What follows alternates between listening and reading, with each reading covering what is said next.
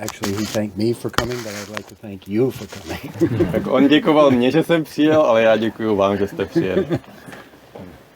So today I'm going to talk a little bit about the Diamond Sutra. Dneska budu trochu mluvit o diamantové sutře.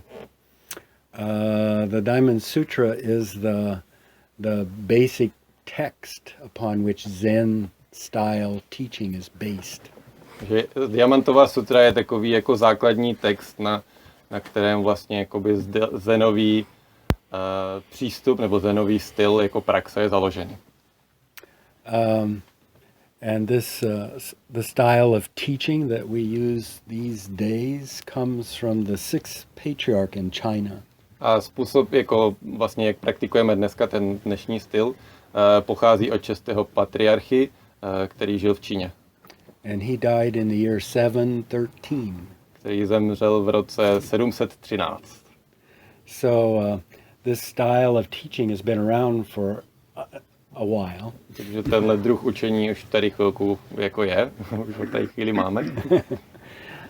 And if you've practiced Zen at all, you know that we have a kind of distinctive way of talking.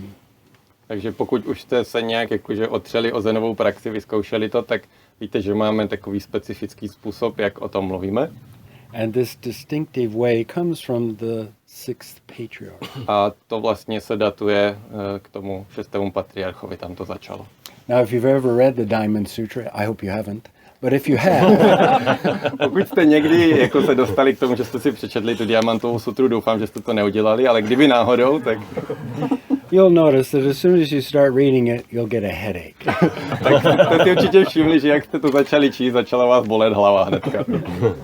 So actually, for me, you already have encountered this Diamond Sutra in the form of the Heart Sutra.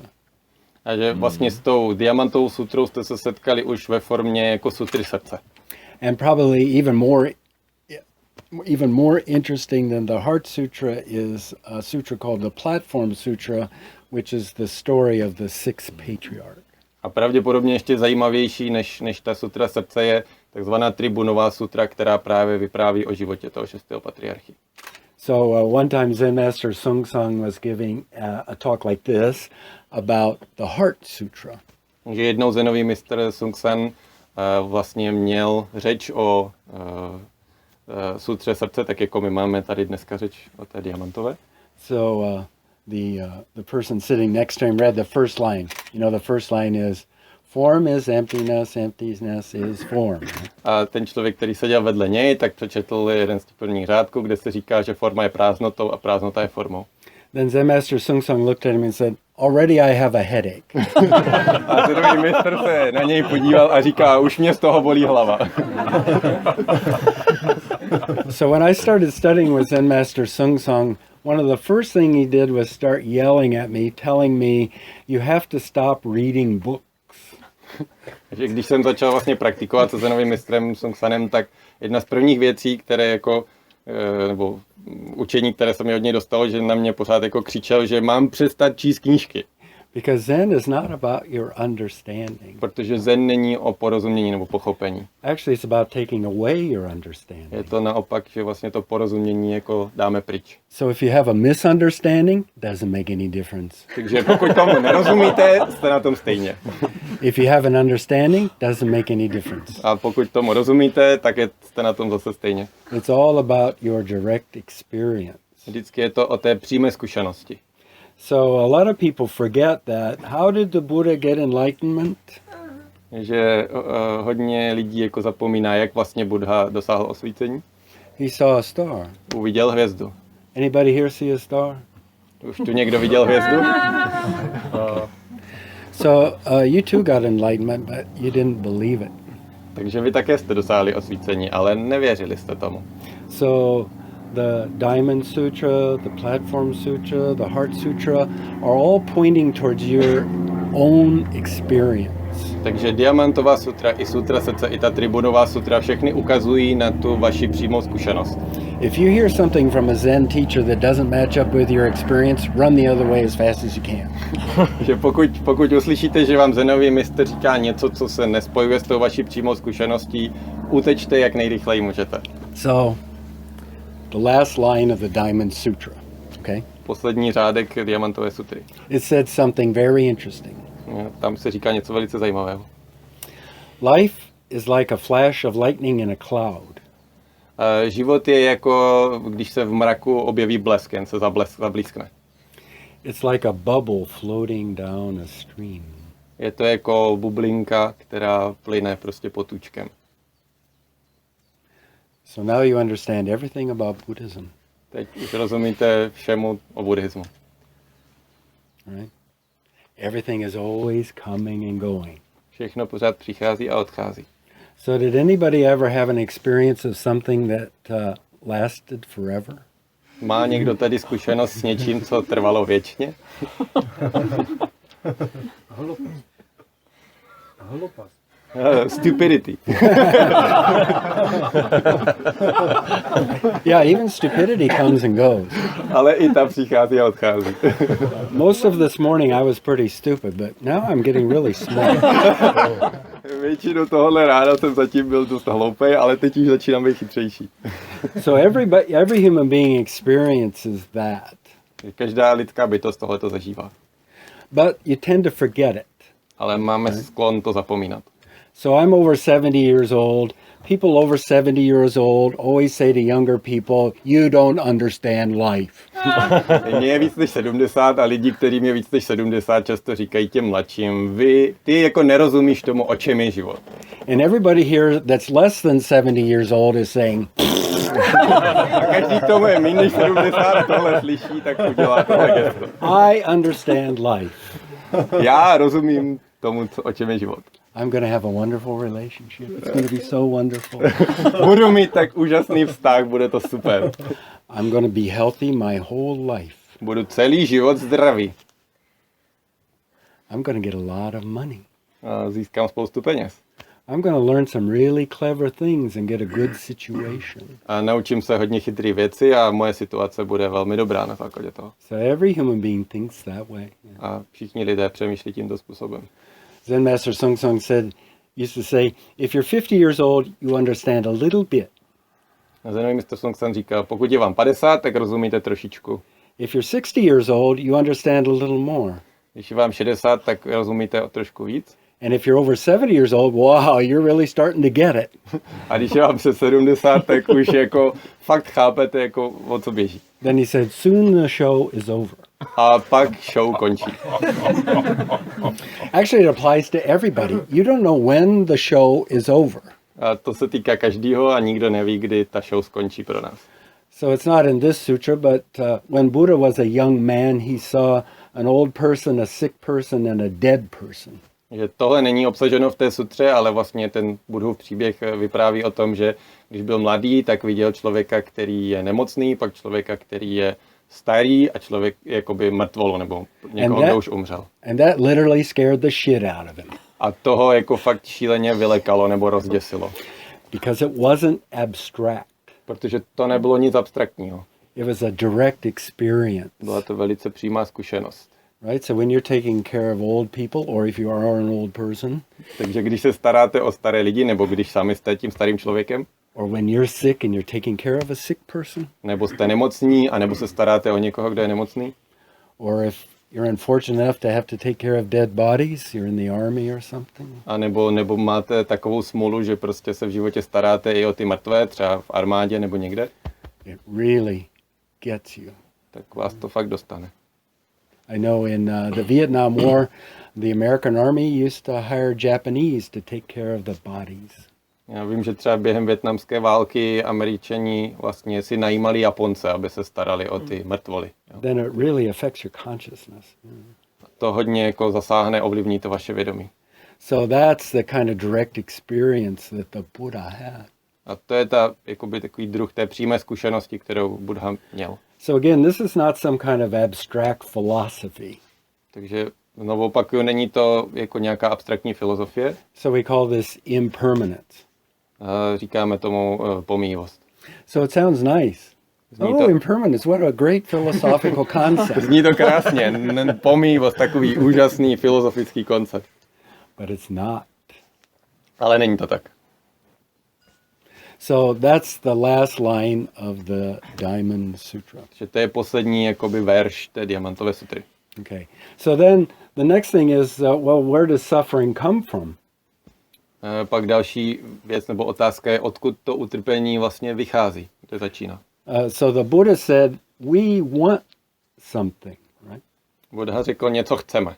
This is really simple. We want something. That's why we suffer. Je to velice jednoduché. Něco chceme a na základě toho trpíme, nebo kvůli tomu trpíme. But if you think about it for just a second, wanting something doesn't work. A když o tom trošku přemýšlíte, tak jako něco chtít vlastně nefunguje. So Master Sung Sang always said, if you want something, only two things can happen. If you want something. If you want something, only two things can happen. Zenový mistr Sung San říkal, když něco chcete, můžou se vždycky stát jsou jenom dvě možnosti, co se může stát. So if you want something, you maybe you don't get it. Když něco chcete, tak možná to nedostanete. So what's your experience in here when you want something and you don't get it? Jak se cítíte tady, když něco chcete a teď to nepřijde, že jo, nedostanete to. Right? So it could be a very small thing. Může to být nějaká blbost, nějaká drobnost. Or it could be a very big thing. Ale může to být i něco opravdu důležitého. Like you want to stay alive. Třeba chcete zůstat naživu. And it doesn't work out. A ono to nějak nejde. Yeah. So that's suffering. To je utrpení. Of I didn't get what I want. Jakože nedostal jsem to, co jsem chtěl. Now there's another thing that can happen though. A může se stát i druhá věc, jiná. You can get what you want. Můžete dostat to, co jste chtěli. That's wonderful. To je úžasný. The problem is, ale problém je v tom, soon it'll go away. Že to po chvíli zase zmizí. So whatever kind of wonderful feeling you have from what you get, it will soon go away. Takže i když něco dostanete a máte na základě toho skvělý pocit, tak za nějakou dobu to prostě zmizí. I'm always saying this, and probably won't happen today, but you could die before this talk is over. Dneska se to asi nestane, ale říkám to jako, že můžete umřít ještě než skončí tahle ta řeč. In Zen we say nobody guarantees your life. V Zenu říkáme, nikdo vám nezaručí váš život, nedá vám záruku žádnou. So you don't know, really. Takže opravdu to nevíte. So that's human suffering, because everything is really simple, because everything's always changing, you don't get it. Takže to je vlastně jakoby to utrpení, že pořád se všechno mění a tak to jako nechápem. But we're able to fool ourselves. Ale dokážeme se oblbnout. Yeah. So this like and dislike mind is always fooling you. A tahle ta mysl jako mám rád, nemám rád, líbí se mi, nelíbí se mi, pořád jako nás nějakým způsobem oblbuje. So Zen teaching comes from the sixth patriarch. Zenové učení pochází od 6. patriarchy. And the sixth patriarch got this big enlightenment, just like the Buddha when he was a relatively young man. A 6. patriarcha taky dosáhl toho osvícení podobně jako Buddha, když byl mladý. But he didn't see a star. He heard one line from this Diamond Sutra that I'm talking about. Ale u něj se to nestalo tak, že by viděl hvězdu, ale on uslyšel právě jeden verš té diamantové sutry. A pak dosáhl osvícení. So all of Zen comes from this one line. Takže vlastně veškerý Zen pochází tady z toho jednoho verše. So the sixth patriarch made his living by cutting firewood and selling it in town. Vlastně obživou toho 6. patriarchy, protože byl chudý, tak bylo, že jako řezal dřevo nebo sekal a pak ho nosil do města a tam ho prodával. Tím se živil. So he had cut some wood and he took it to a house of the man he was selling the wood to. Takže stalo se, že prostě nařezal nějaký dřevo a odnášel ho do domu toho člověka, který mu to měl prodat, nebo který to od něj koupil. Then he got his money. Dostal ty peníze za to. And left. A odešel.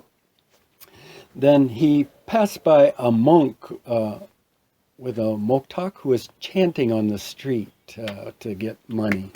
A jak tak šel, tak potkal prostě mnicha, který držel moktak a zpíval, aby získal nějaký peníze prostě za to. Jo. In Korea this is illegal, but in China in those days you could do this. Takže v Koreji to dneska je nelegální, prostě takhle chodit a vydělávat si tímto způsobem, ale tenkrát prostě v tom 8. století v té Číně to tak bylo jako v pohodě, takže. So in our school we usually experience chanting sutras by chanting the Heart Sutra, right? Že u nás vlastně známe, nebo máme tu zkušenost se zpěvy suter, jako tím, že zpíváme tu sutru srdce. But I live in a Chinese temple in Singapore. And there's another sutra that's chanted all the time Chinese just love to chant this sutra. A já žiju jakoby v takovým čínským prostředí v chrámu nebo v klášteře v Singapuru a tam kromě vlastně té sutry se zpívají ještě jinou, kterou hrozně jako mají rádi. So every Friday night, without fail, Vždycky v pátek večer ani jednou nevynechají. we chant the Diamond Sutra. Zpíváme Diamantovou sutru. And it's relatively short, so it only takes about an hour to chant it in Chinese. Je poměrně krátká, takže za hodinu je odspívaná v čínštině. So it's very interesting because I give this talk like this to Chinese people all the time who have the Diamond Sutra memorized.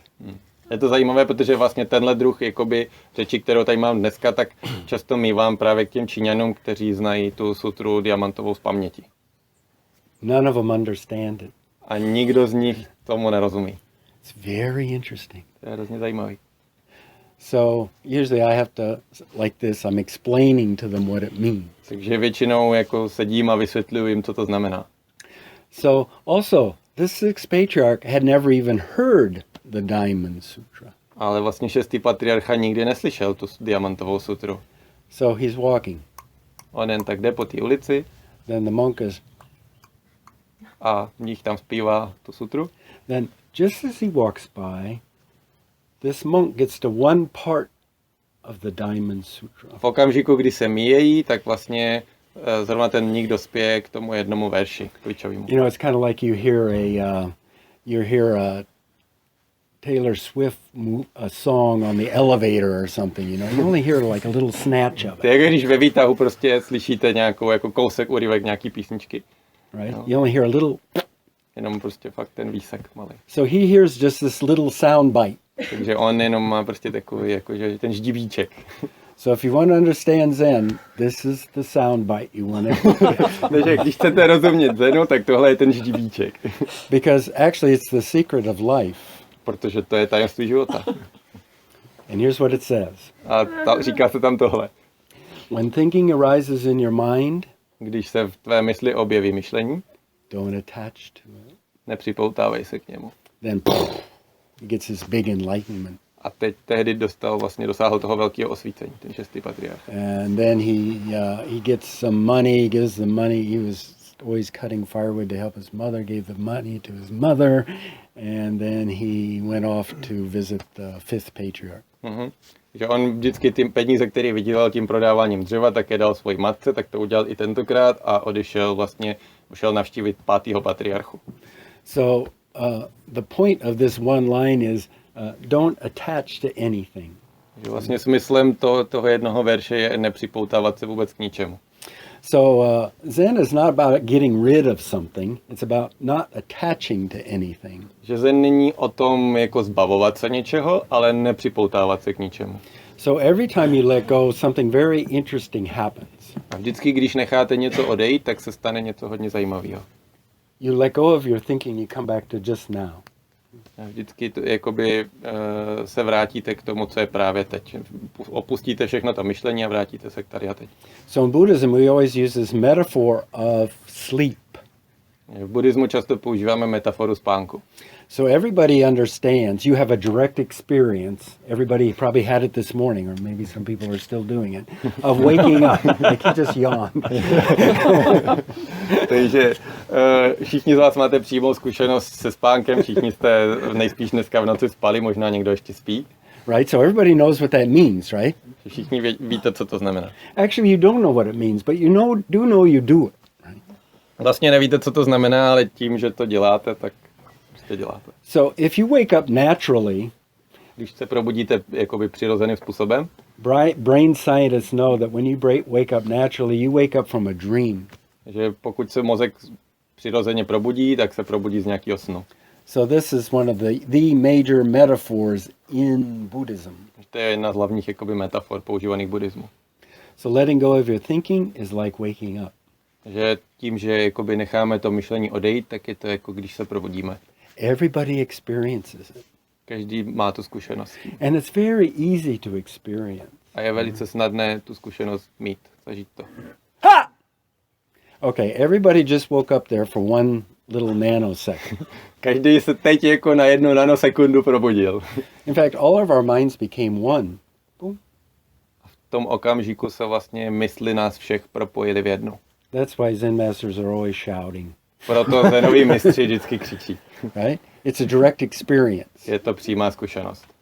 So I didn't have to explain that to you. Everybody experienced it. Even I experienced it. Nemusím to vysvětlovat, všichni z vás jste to slyšeli, zažili a i já jsem to zažil. So it was a direct experience. It wasn't based on any philosophical, Buddhist, or even Zen notion. Takže je to přímá zkušenost. Není to založený na žádný filozofii, ani na buddhismu, ani na zenu. Na žádným pojmu, jakoby. So if you let go of your thinking, then this is it. Když necháte to myšlení odejít, tak to je ono. So that's the teaching of Zen. It's all about experience, not about understanding. Takže to je vlastně jakoby podstata zenového učení. Je to ta zkušenost, ne pochopení nebo porozumění. So suffering comes from your thinking, To- your attachment thinking. Tak to utrpení vlastně naše pochází z našeho myšlení, z toho, že jsme připoutaní k tomu myšlení. But the idea of Buddhism is not just to let go of your thinking, but to actually help the world. Ale myšlenka jakoby v buddhismu nejde jenom o to nechat to myšlení odejít, ale ještě potom jako pomoci světu. So in Zen we say that Zen means find your true self, help the world. Že v zenu říkáváme, že zen znamená najdi své pravé já a pomoc světu. So that's the message of the Diamond Sutra. A to je vlastně jako to gro nebo to poselství té diamantové sutry. But this helping the world is very interesting. Ale to pomáhání tomu světu je hrozně zajímavý. Because in the Diamond Sutra it says that everything is empty. Protože v diamantové sutře se říká, že všechno je prázdné. But empty doesn't mean nothing. Ale prázdné neznamená nic. Empty only means one thing. Everything is always changing. To prázdné znamená, že všechno se neustále mění. Ne, není to nic. So it too is based on a direct experience. Takže i to je vlastně založeno na přímé zkušenosti. There's no thing that is eternal, we would say in English. Není žádná věc, která by byla věčná. Everything's always changing. That's emptiness. Všechno se pořád mění. To je ta prázdnota. Okay? And because we're attached to stuff, we suffer. A protože my se vždycky něčeho chytneme, připoutáme se k tomu, tak vzniká to utrpení. The attachment is created by our like and dislike mind. A to připoutání vzniká v naší mysli, mám rád, nemám rád. Right? You like sleep, Máte rádi spánek, you like food. máte rádi jídlo. If you like food, come to Singapore. We have, Jestli máte rádi jídlo, přijeďte do Singapuru, tam ho máme dost. right? You like people to like you, Máte rádi, když vás lidi mají rádi and you have a bad feeling when people don't like you. a máte špatný pocit, když vás lidi nemají rádi. You like sex, Máte rádi sex and you like money. a máte rádi peníze. So all of those mean a good situation. To všechno dohromady dává jako dobrou situaci. But you can't keep the good Ale situation. tu dobrou situaci si nemůžete udržet věčně. So that suffering is created by your thinking. Takže tohle utrpení s tím spojený vlastně vzniká, nebo je vytvářený tím myšlením. So the way to get rid of suffering is to let go of your thinking. Boom. Takže způsob, jak se toho utrpení zbavit, je se odpoutat od toho, nechat ho odejít, to myšlení. And then help the world, because everybody else is also attached to these things. A potom pomáhat světu, protože všichni ostatní jsou připoutaní k těmhle věcem. So all of this is very simple and it's just based on every regular human being's experience. It's not special. Takže není to vlastně nic zvláštního, to, co tady vykládám. Je to, každý má z vás tu přímou zkušenost, každý člověk. So letting go means not attached to your thinking. Takže nechat odejít znamená nebýt připoutaný k tomu myšlení. So Buddhism was transmitted to China by Bodhidharma. You know, Bodhidharma in the 6th century went from India to China. Že buddhismus vlastně přinesl do Číny Bodhidharma z Indie v 6. století. So he's this Indian guy alone in China. Takže je to ten jako Ind prostě sám v té Číně. It's kind of like me. I'm a white guy almost alone in Singapore. Je to trošku jako když já jediný běloch jsem v Singapuru. They're always saying I look like Bodhidharma because I have a big nose. Říkají, že mám velký nos, takže vypadám jako Bodhidharma. It's great being here because everybody here is a big nose person. Je skvělý být tady, protože všichni mají velký nos. Tady. So he has to get somebody to pass on the teaching, right? Takže potřebuje někomu jakoby předat to svoje učení. So in our system we have like these things that are called patriarchs. Right? A proto vlastně my mluvíme o těch patriarších, jeden po druhém. Zen Master Sung Sung was the 78th patriarch in his lineage. Takže vlastně zenový mistr Sung Sung, který založil tuhle školu, tak byl 78. patriarcha vlastně v té linii od počátku. And the first patriarch is Bodhidharma. A ten první patriarcha byl ten Bodhidharma. And the second patriarch is Wei He. A druhý patriarcha se jmenoval Wei He. Yeah.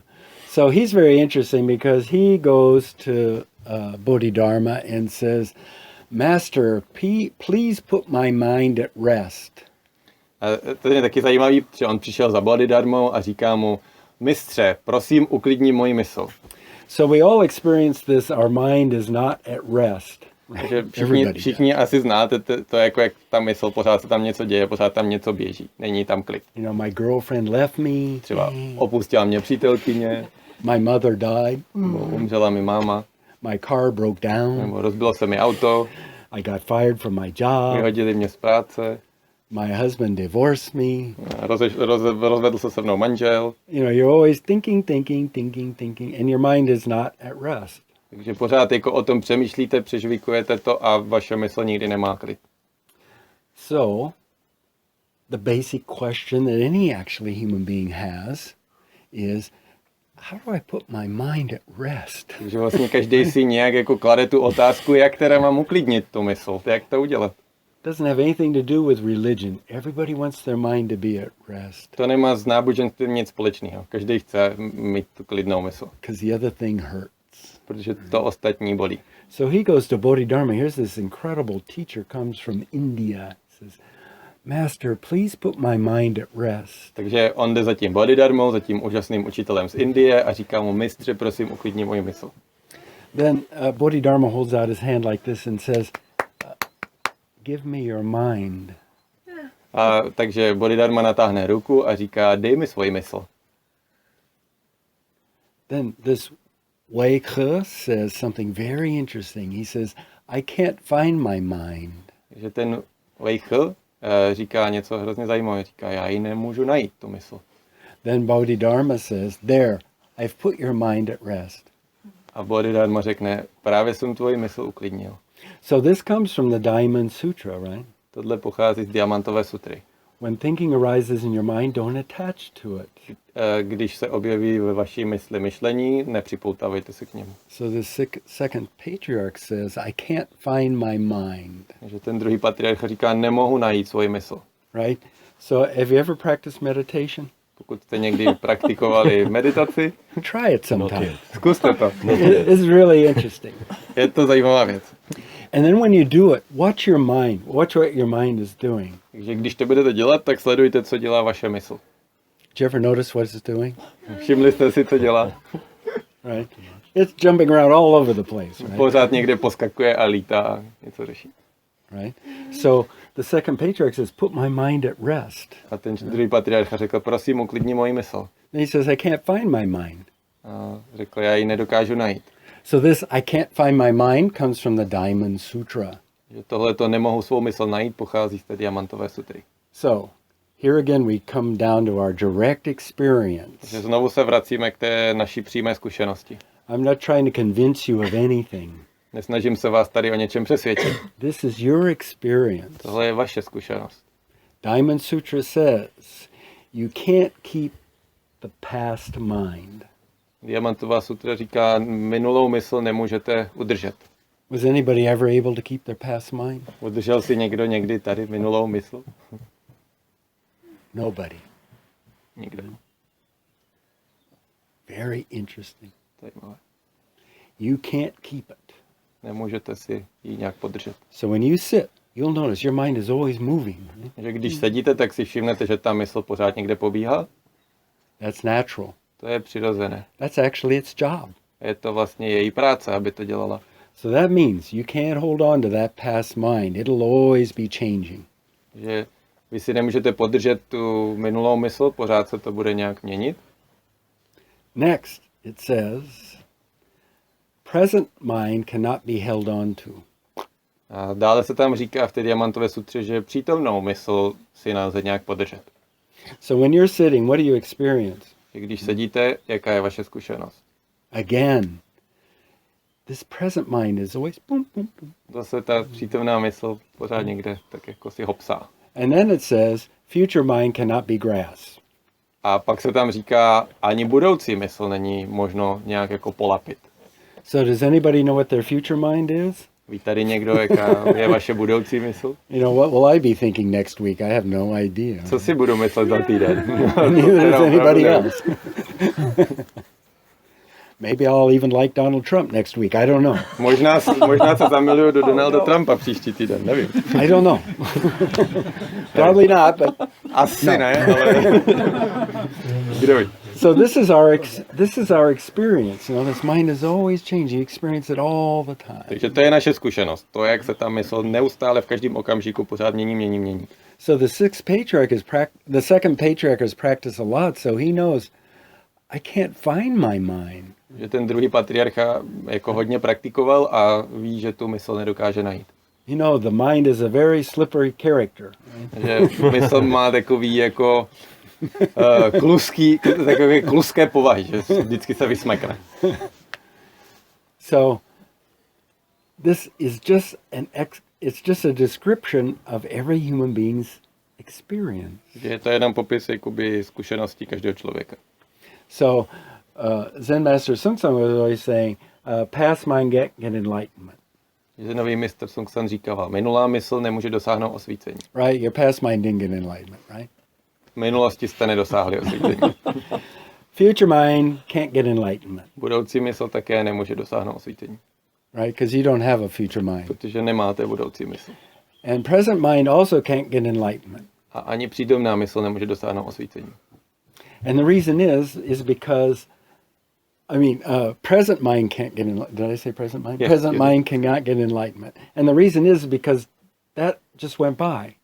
A ten důvod je takový, že prostě ta přítomná mysl zmizela hned. Jakože byla hned pryč. So, in the Diamond Sutra, Subhuti, an old monk, asked the Buddha, Buddha, what did you get when you got enlightenment? Takže v té diamantové sutře se píše, že Subhuti, jeden jakoby z žáků, se zeptal Buddhy, co jsi získal, když jsi dosáhl osvícení, čeho jsi dosáhl? Then the Buddha says, I didn't get anything. A Buddha říká, nedosáhl jsem ničeho. If I would have gotten something, it wouldn't have been enlightenment. Kdybych něčeho dosáhl, nebylo by to osvícení. So this is Zen teaching. To je zenové učení. You're already it. Vy už to jste. There's nothing to get. Není tu nic, co by se dalo získat nebo čeho dosáhnout. Nothing. Nic. That's what the Buddha taught. To je vlastně to Buddhovo učení, to čemu učil. The Buddha taught after his enlightenment that you're already it. Buddha učil, že vlastně už jsme to. You just think you aren't. Jenom si myslíme, že ne. As soon as you let go of that thinking, A ve chvíli, kdy dokážeme to myšlení pustit, then you're back to square one. You're back to the beginning again. a jste zpátky na startovní čáře, na prvním políčku. So, in our school, we always teach this don't know. V naší škole vždycky učíme toto nevím. So, don't know means not attached to any idea. A to nevím znamená nepřipoutávej se k žádné myšlence. It doesn't mean no thinking. Neznamená, že nemůžete přemýšlet, It means no attachment to ale nebýt thinking. připoutaní k tomu myšlení. So, this don't know mind is not attached to any thinking. Tato mysl nevím je právě není připoutaná k žádnému myšlení. So, the easiest way to think about it is don't know is not don't know. Takže nejjednodušší způsob, jak o tom přemýšlet, je, že nevím, není, nevím. Don't know is just the name for the mind that's not attached to thinking. To nevím zase je jenom jméno jakoby pro tu mysl, která není připoutaná k žádnému myšlení. So we actually don't have any teaching. Že vlastně nemáme žádné učení tady. So also in the Diamond Sutra, Subhuti says to the Buddha, or the Buddha says to Subhuti, the old student, do I have any teaching to give? A takže taky se vlastně v té diamantové sutře říká, že Buddha se ptá toho Subhutiho, toho staršího žáka, mám nějaké učení, které můžu předat?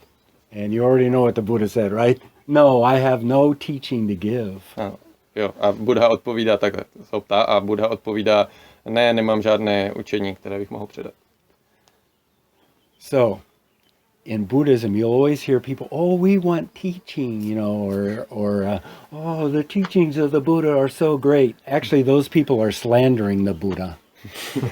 Takže často v buddhismu jako se setkáme s tím, že někdo přichází a chce nějaký učení, nebo prostě říká, to učení buddhismu je tak skvělý, ale ve skutečnosti takový člověk vlastně pomlouvá Buddhu. Because Subhuti said, yes, if anybody says you have teaching, they're slandering you. That means they're saying bad things about you. Takže Subhuti vlastně říká, kdykoliv někdo řekne, že je nějaké učení, které lze předat, tak vlastně tě pomlouvá, protože není. So again, you can relax. Takže se vlastně můžete být v pohodě. In fact, I'm a Zen teacher. So that means right away I'm unemployed. Takže já jsem zenový učitel, takže vlastně jsem nezaměstnaný. I don't have to do crap because there's nothing to do. Nemusím se zabývat žádnýma sračkama, protože prostě není nic, co by se dalo dělat.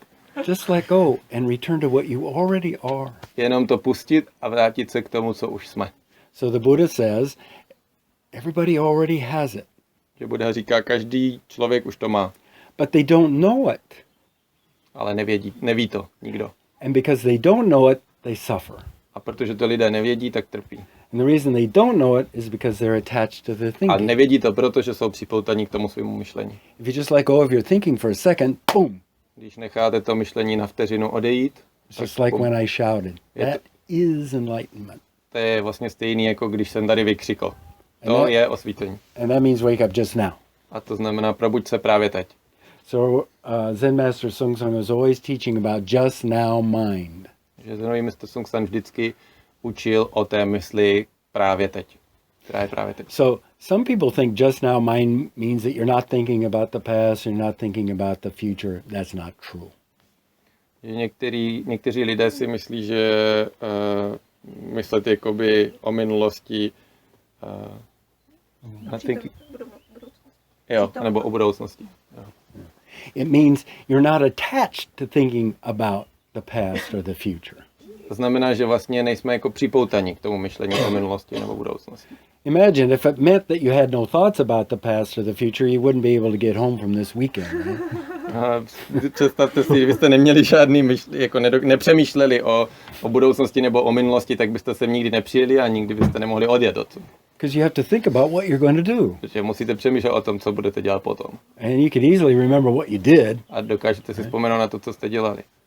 It's all about not attaching to it. Ale ta podstata je v tom nepřipoutávat se k tomu. So all of human suffering comes from this attachment to the past, the present, and the future. Že veškeré naše utrpení vlastně pochází z toho připoutání k tomu minulému a přítomnému budoucímu. Comes from your thinking. Vychází z toho myšlení. So if you just let go of your thinking, boom. Když necháte to myšlení odejít, boom. Our mind is made to think. Naše mysl je vytvořena k tomu, aby myslela. That's not the problem. To není problém. The problem is the attachment thinking. Problém je v tom připoutaném myšlení. So everybody lives in this kind of dream. Takže každý vlastně žije v takovém snu. And the dream is your like and dislike thinking. A ten sen je vlastně to myšlení, jako mám rád, nemám rád. But it's possible to wake up from the dream. Ale je možné se z toho snu probudit.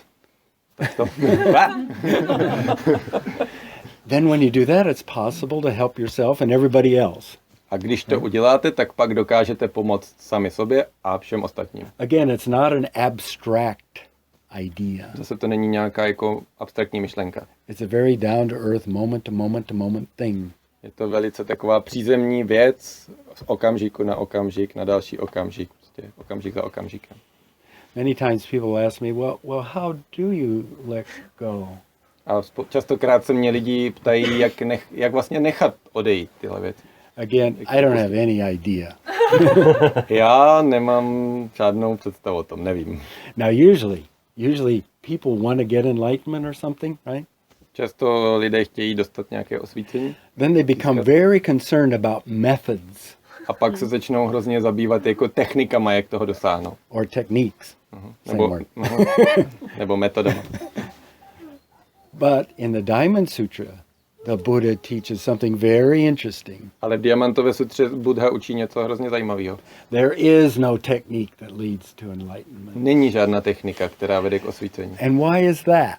A proč to tak je? Because he doesn't know. Protože on neví. He has no teaching to give. On nemá žádné učení, které by mohl předat. Very interesting.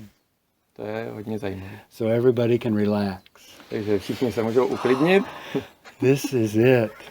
To je celý, o tom to je. Okay? Zen Master Sung Sung called our technique, I don't want anything. Takže zenový mistr Sung San říkal, naší technice já nic nechci. Right? So Zen is, I don't want anything practicing. Takže vlastně zenová praxe je praxe, já nic nechci. So what does that mean? Co to znamená? So usually, let's say you're practicing the piano. Že třeba cvičíte na klavír. So when you're a little kid, your parents say, oh, it'd be really good if you learned how to play the piano. Takže když jste malí, tak vám rodiče říkají, to by bylo super, kdyby se naučil hrát na klavír. To by bylo tak jako And then parádní. you say, oh yeah, mommy, I want to play the piano. Jo, mami, já tak ty naučí hrát na klavír. But even for Mozart, I think, he had to practice a little bit. You know. Ale myslím, že pro každýho, a platilo to i pro Mozarta, musel trošku jako to cvičit. Right? Prostě. So usually when we think about practicing, we think that we are doing something, some technique, right? Maybe I'll practice scales on my piano to get somewhere. Takže často to vnímáme tak, že když něco cvičíme nebo trénujeme, tak vlastně pilujeme nějakou techniku a na základě ní se někam dostaneme. That's the way we think about it, because we want to be able to play the piano. To je vlastně způsob, jakým přemýšlíme, protože chceme umět hrát na klavír. And if you look at a concert pianist, you know, boy, they've spent a lot of time practicing. A když se podíváte na nějakého jako virtuóza nebo prostě profesionálního pianistu, tak vidíte, že ti mají za sebou hodně hodin té dřiny. And even the most blockhead musician that you see on MTV, they practice a lot too. A i prostě, když vidíte nějaký jako neúplně dobrý jako hudebníky na MTV, tak i ti prostě mají za sebou hodně toho tréninku, hodně cvičení.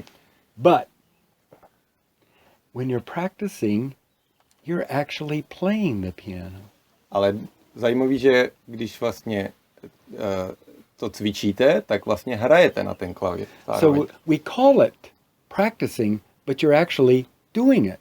Že my tomu říkáme cvičení, ale vlastně zároveň to už děláte. And that's because it's always right now. Protože je to právě teď. Vždycky. So if you're practicing basketball, you're actually playing basketball. Když cvičíte basket, tak vlastně už hrajete basket. And if you're practicing Zen, you're actually enlightened at that moment. Že když praktikujete Zen, tak už v tom okamžiku jste osvícení. No matter what your thinking is telling you. Ať vám vaše myšlení říká, co chce. There is no place to go. Není žádné místo, kam by se dalo jít. This is it. To je celý. Okay? That's Zen. To je Zen. You don't get anything. Nic nedostanete.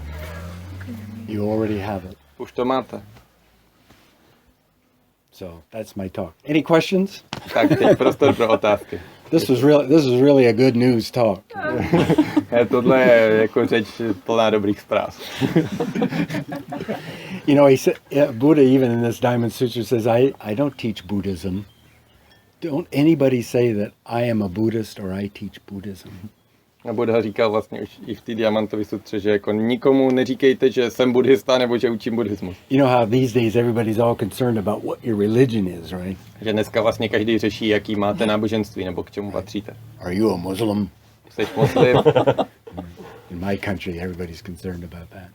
V mojí, jakože tam, odkud pocházím, mé zemi, se všichni o tohle zajímají. In Buddhism, you're completely free. V buddhismu jste úplně volní. Nobody in Buddhism is a Buddhist. Nikdo v buddhismu není buddhista. You don't even have to lie to the police. You are not. Nemusíte ani lhát policajtům, prostě nejste buddhista. Okay? That's why when people want me to give a talk about Buddhism, Takže proto já, když po mně někdo chce, abych vykládal něco o buddhismu, I always start laughing. tak se začnu smát. Okay, now, any questions? Tak, teď otázky. I have Yes. a question. Well, I sometimes talk with my friends who are non-practitioners, and I mention something like, "Oh, I just returned from a retreat," and they're like, "Oh yeah, I saw the website, and it's all nonsense." Right. So It is. it's similar to what Sung Sang saying that he had a headache. So the people who like, they probably would be keen practitioners if they saw more in the words. They just see promises of like a Korean guy hitting them 30 times in their head when they open their mouth. Right. So isn't that kind of a mistake of the Zen teaching, that it's too inaccessible for the public? All of it. Yeah. Můžeš to říct ještě slovensky nebo česky? Áno, Aspoň nějak že zkrátce. hovoril som o tom, že akože často, keď sa rozprávam s priateľmi, ktorí necvičia, tak mi povedia, že no, že my sme si pozreli webovú stránku a je to úplný nezmysel. Že ako len tam dojdu a vidia teda korejského muža, ktorý im sľubuje, že ich 30-krát trafí do hlavy palicou, ako otvoria svoje ústa. Takže že vlastne, že nie je to tak trochu chyba zenového učenia, že je príliš neprístupné širokej verejnosti, ktorá by mohla byť akože náchylná viacej cvičiť, keby vedela, čo to vlastne zahrňa. Right. Okay. So yeah, all of Zen teaching is a mistake. Že veškeré zenové učení je chyba. And they are exactly right. A oni mají pravdu. So when they say that to you, you say, yeah, you're completely right. Takže když oni ti to řeknou, tak jim řekneš, jo, naprosto pravdu máte. So in Zen we have this saying, open your mouth is already a mistake. Že v Zenu říkáváme, máme takové rčení, otevříš ústa a už tím uděláš chybu. So I hate to say this, but everything I just said was a mistake. Takže teď jako to nerad říkám, ale všechno, co jsem tady doteď vykládal, tak byla chyba. So we have a saying in Buddhism that's very interesting. If you meet the Buddha on the road, kill him. Že v buddhismu máme takové ještě jedno zajímavé rčení, které říká, když potkáš na cestě Buddhu, zabij ho. Right? So most religions don't have a saying like that. Ve většině náboženství tohle rčení není. Like if you meet Jesus on the road, kill him. Jestli potkáš na cestě Ježíše, zabij ho. Or if you meet Muhammad on the road, kill him. Nebo když potkáš Mohameda. So Zen Master Sung Sang always wanted his students to kill him. Takže zenový mistr Sung Sang vždycky chtěl, aby ho jeho žáci zabili. Right. And if you ever had a Kongan interview with him and you were able to hit his mind, he was so happy. A pokud jste někdy s ním zažili Kwanový rozhovor a dokázali jste udeřit jeho mysl, tak byl vždycky strašně šťastný. Yeah.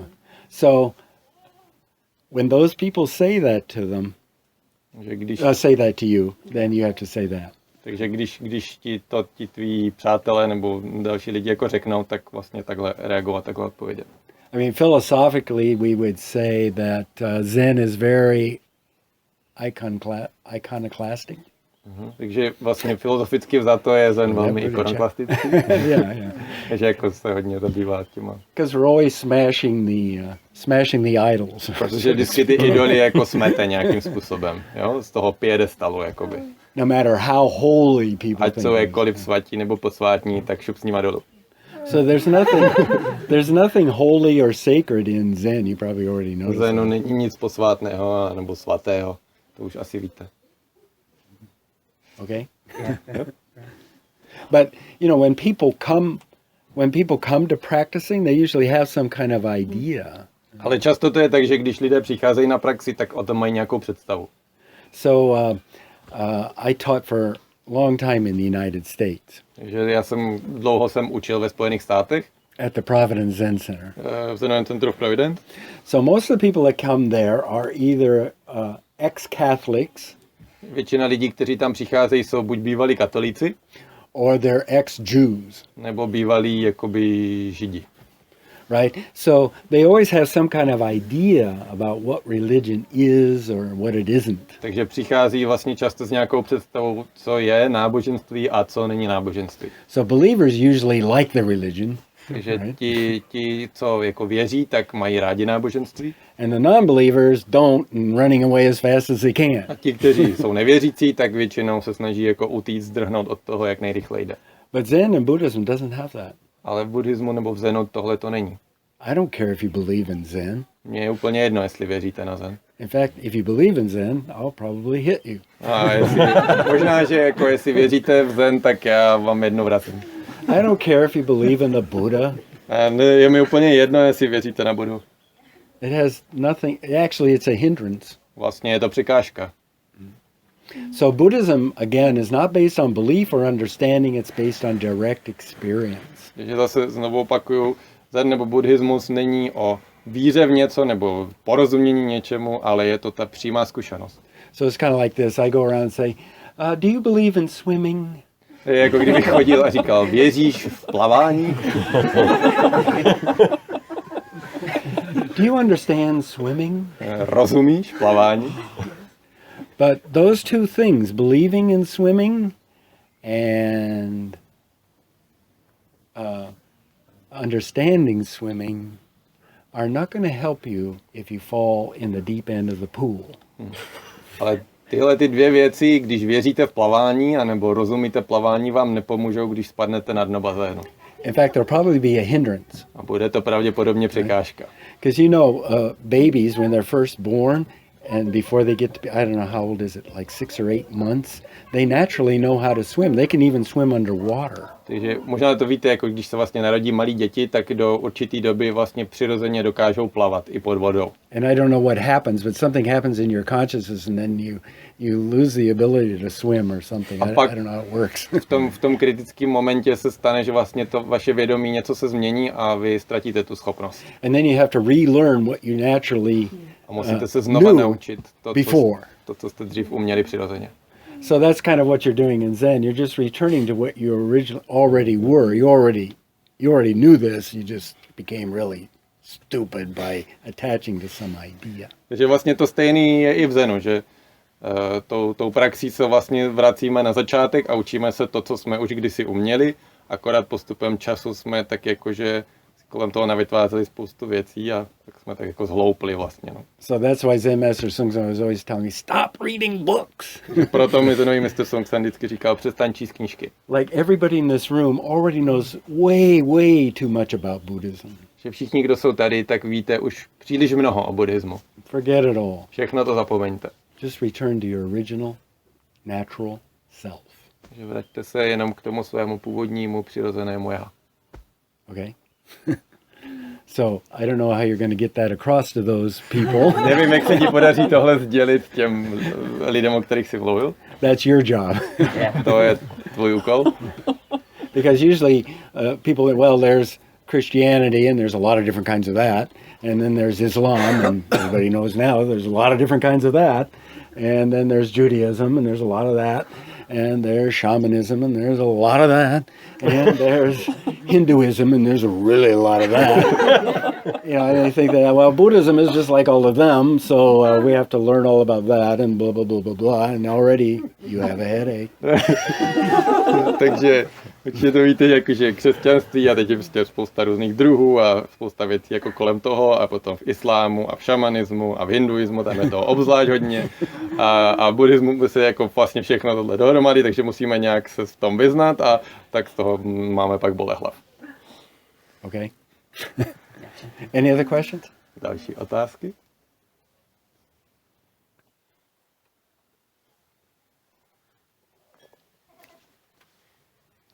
I have a question. If you don't attach to anything, do you ever care about something? Yeah, right.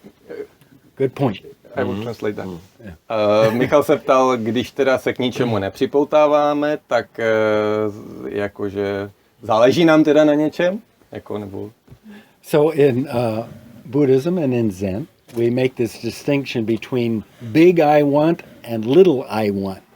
V buddhismu jako často rozlišujeme mezi jako když jako velké já něco chce a malé já něco chce. Because everybody experiences that human beings are beings of intention. Že všichni jakoby víme, že lidské bytosti jsou vlastně jako bytostmi s nějakým záměrem, vždycky mají nějaký záměr. In fact, what you're most concerned about with respect to other human beings is what is your intention?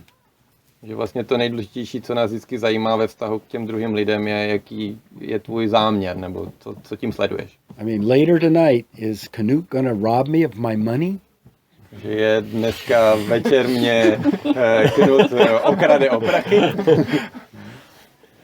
Or is he gonna try to make love to me? Nebo se mnou bude chtít milovat. Is he gonna bring me some... is he going to bring me a couple of shots of really good Scotch whiskey later tonight? Nebo mi přinese pár panáků opravdu dobrý skotský.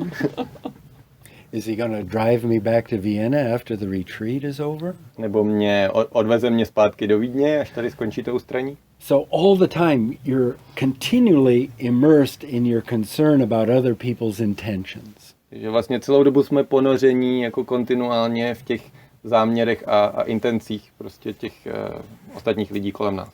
In fact, I don't think it's unfair to say that what makes human beings is their intentions. Right? Že myslím si, že je docela jakoby, není nefér říct, že to, co vlastně dělá lidi lidmi, jsou právě ty jejich záměry nebo ten intence. And in fact, human beings will many times think about animals in terms of human intention. You know?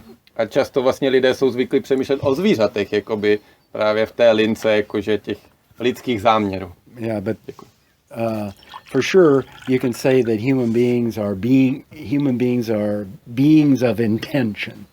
Takže vlastně můžeme říct, že lidé jsou jakoby bytostmi s těmi záměry. So I said there's big I want and little I want. Takže jsem řekl, že je velké já něco chce a malé já něco chce. So little I want is this, I want this good situation. Že to malé já jakoby chce, já chci tu dobrou situaci. Right? You want money, you want a nice warm place to sleep, you want a nice car, you want a nice wife or husband, you want a nice girlfriend or boyfriend, or you want a nice job, you want to live in a good country, blah, blah, blah, it's endless, right? No, jakože chceme prostě mít to dobré jídlo a nějaký teplý místo, kde můžeme žít a mít jakože fajn manželku nebo manžela a dobrý auto a skvělou práci a bydlet v zemi, kde se třeba neválčí, nebo prostě v dobrý zemi, jakoby. So that's little I want. A to je jakože to malé já, které něco chce. So this is that everybody wants a good situation, but they can't keep it problem. Takže to je vlastně ten problém, jakože všichni chceme dobrou situaci a nikdo z nás ji nedokáže udržet. But in Buddhism then there's this big I want. Ale v buddhismu je to i to velké já, které něco chce. So that's I want to help the world. Jakože já chci pomoci světu. So Zen means find your true self and help the world. Zen znamená najdi své pravé já a pomož světu, pomáhej světu. But that's a kind of wanting, right? Ale to je zase jako chtění něčeho, že? Yeah, we call it a great vow. You know, a vow is an intention. Takže my tomu říkáme velký slib. Tím slibem je vlastně myšlen ten záměr. So if you're married, you take marriage vows, right? Když vlastně se ženíme nebo vdáváme, tak vlastně přijímáme nějaký manželský slib nebo sliby. And it's a list of intentions. A je to nějaký seznam vlastně těch záměrů, který chceme v tom životě realizovat. In fact, the Pope just got in trouble a couple of days ago by saying that people don't understand what these intentions are. Takže třeba papež se teď nedávno dostal do problému před pár dny, protože řekl nebo prohlásil, že vlastně lidé nevědí, o čem ty manželské sliby jsou. And that's why they have such a problem in the Catholic Church with so-called divorce. A proto mají vlastně jakoby, nebo má katolická církev takový problém jakoby s rozvodem jako takový. But also in Buddhism we state our intentions. Ale i v buddhismu nějakým způsobem deklarujeme ty svoje záměry. But they're called the great vows. Říkáme jim jakoby velké sliby. And the most important one is I vow to save all beings from suffering. A ten nejdůležitější z nich je slibuji zachránit všechny cítící bytosti od utrpení. So it actually doesn't mean I don't want anything. It means I want something big. Že to vlastně neznamená, jako, že nechci vůbec nic, ale chci něco velkého. And let go of the small I want. A nechávám jakoby to malé já chci odejít. Okay. To. When you want pizza for lunch, is it this big I want or the small I want? Takže když si chceš dát pizzu k obědu, je to velké já něco chce nebo malé já něco chce? Now I have a headache. Teď mě začala bolet hlava. So, If the pizza is big, it's the big eye. yeah. So any of those desires, any of these small desires can also be the big desire. Takže všechny tyhle ty malé touhy můžou být i ty velké touhy. So Zen Master Sung would often say, use your good karma and your bad karma to help the world. Takže zenový mistr Sung říkal, používej svoji dobrou karmu i tu špatnou k tomu, abys pomáhal světu. So it all has to do again with your intention. Zase to má něco prostě dohromady, nebo souvisí to s tím záměrem, který máme. So if you're going to help the world, Takže když chceme pomoct světu and you're an Italian, a jakože jsme Italové, you have to eat some pizza musíme jíst nějakou pizzu. because otherwise you won't have the energy to help the world. Takže pak nebudeme mít energii, aby jsme pomáhali světu. So in Buddhism we would say, well, you're not eating, you're not eating for your small self, you're eating for your big self. Takže vlastně v buddhismu říkáme, že nejíme jako pro to malé já, ale jíme pro to velké já. So it all has to do with intention. Všechno to souvisí s tím záměrem. So there's a lot of smart people here. Je tady spousta chytrých lidí. I know. Vím to. So what do we do with that intelligence? Co uděláme s tou inteligencí? So we could all sit here and figure out how to rob the bank over here in Havíčko. Můžeme tady všichni sedět a přemýšlet, jak vyloupit banku v Jevíčku. And then, because we're really smart, or a bank in Brno maybe be better, because they have more money. Možná v Brně to bude lepší, že tam mají víc peněz v těch bankách. Then, because we're really smart, A protože jsme hrozně chytří, I'm sure we could pull this off. a určitě bychom to dali. And then we get a lot of money. A pak budeme mít spoustu peněz. And then we'll be happy. A pak budeme šťastní. Oh, how does that sound? Jak to zní? Okay. So it has to do with the intention, Takže má to něco vždycky spojeného s tím záměrem. So in Zen, we're always saying, why do you eat every day? Že v Zenu říkáme, proč jíš každý den. Right? It's even a Kwan. Je to i jako Kwan. So on the down-to-earth level, it could be, why do you eat pizza every day? Takže na té jako přízemní úrovni to může být jako, proč jíš každý den pizzu. For you? Pro sebe? Now that's suffering, because it's one of the 5 desires and it's going to lead to something. To je utrpení, protože to je jedna z těch 5 tužeb a ta vás dovede prostě dřív nebo později utrpení. But eating pizza actually has a big meaning. Ale jíst pizzu má i ten velký význam nebo smysl. So it's always about, what do you do with the energy that you get from eating pizza? Takže vždycky je to o tom, co vlastně uděláme, jak naložíme s tou energií, kterou získáme tím, že sníme tu pizzu. Okay? And then it's easy to fool myself. Of course. I want something badly, and I say to myself, "Oh, it's like this, like big. I want, and so like this." That's right. That's small I want. Yeah. So we always talk about just do it. Vždycky říkáme, jenom to udělej. So when you just do something, there's no subject and no object. You become one. Že když něco jenom děláte, tak není žádný subjekt ani objekt. To se spojí v jedno. So anytime you become one, you're not fooling yourself. Takže pokaždé, když jako se spojíte v jedno, tak vlastně se neobelháváte nijak. This is it. A to je celý. Ha!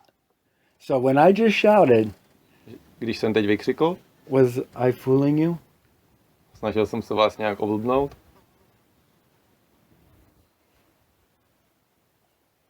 Was it my intention to fool you? Byl to můj záměr vás nějak obelhat?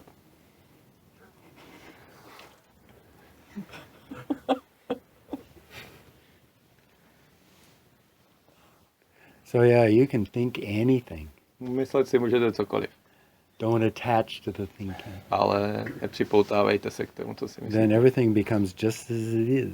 Pak se všechno stane takové, jaké to je. Then our job is to use that to help other beings. A pak vlastně naším úkolem je to vzít a použít k tomu, abychom pomohli těm ostatním bytostem. But we're one of those beings too. Ale my jsme taky jedna z těch bytostí. So this is a win-win game. Takže je to jako hra win-win, kde každý vyhrává. There's very few win-win games among here on the planet Earth. A tady na naší planetě Zemi jako těch her, kdy každý vyhrává, moc není.